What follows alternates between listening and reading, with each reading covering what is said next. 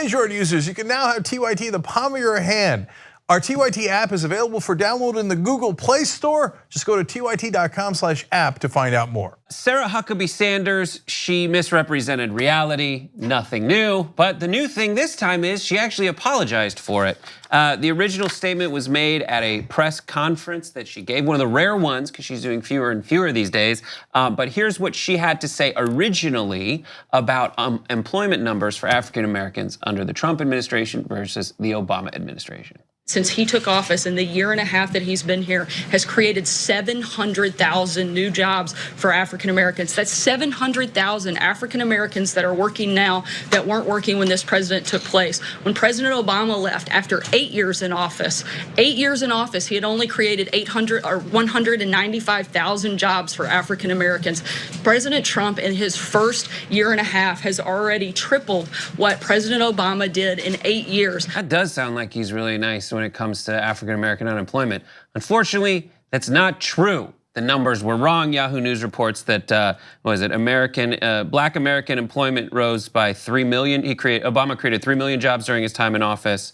Now, Sarah Sanders issued an apology, which looked like this. Here she says, correction from today's briefing, jobs numbers for President Trump and President Obama were correct, but the time frame for President Obama wasn't. I'm sorry for the mistake, but no apologies for the 700,000 jobs for African Americans created under President Trump. And she also includes like the White House CEA, like this is her doctor's note excusing her from Truth Today, where they apologized to her. Her apology / non-apology wasn't really, even that was a little misleading. Yeah. Because she can't help herself. But I want to give you some of the percentages to give you a better sense of what happened under Obama and what continues to happen under Trump. So the New York Times noted that when Obama took office, which was during the Great Recession, the unemployment rate for blacks in America was 12.7%, right? Very high. But according to the Bureau of Labor Statistics, the rate had increased to 16.8% in March of 2010, and then finally it began to fall. So it takes time for legislation to work or policies to work. It fell to 7.8% by Obama's last month in August in 2017, and it continued to drop under Trump to 6.6% in July of 2018. So that's not me like congratulating Obama, by the way, because as I've said on this show, I don't care if it's a Democrat or a Republican who did all this, right? What I care about is the quality of those jobs. And as we talk about on No Filter, the quality of those jobs suck. Okay, they're not paying well. A lot of them are temporary jobs. A lot of them are part-time jobs. We never have a discussion about whether or not people are getting paid a living wage and whether or not the middle class is growing or at least maintaining itself. No, the middle class continues to shrink because people are underpaid. So the quality of jobs matters way more, in my opinion, than the unemployment rate. Yeah, listen, of course you want to, if you're Trump, you want to compare everything to the first year of Obama's presidency because he took office when things were the worst.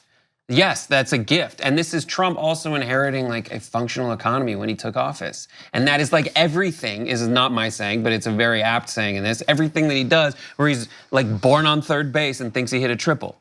Yeah. That's what it is. Definitely. He absolutely did. And then all of his, when did she say this in her press conference? This is literally moments after she was asked, can you guarantee that there's not gonna be a recording of Trump saying the N-word? And she says, I can't guarantee that. And it's literally like 15 seconds after that because that's their argument. Their argument is like, I don't like black people, I'm Mr. Black People.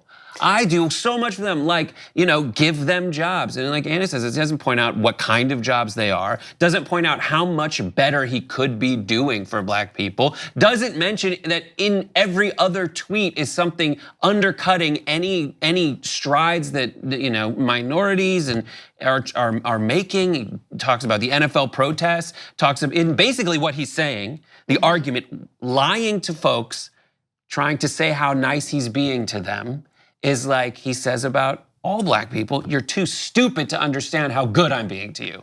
And that's what's so frustrating. Yeah, absolutely. And look, as we've said on the show, whether or not Trump has uttered the N-word, and I'm inclined to believe that he has, it doesn't really matter. What matters is his actions, what he has done for or against the African American community, the things that he's done in his past when it comes to the African American community, with the Black community, the renting discrimination issues that riddle Donald Trump's past. Like, all of those things matter way more than what Trump may or may not have said on tape.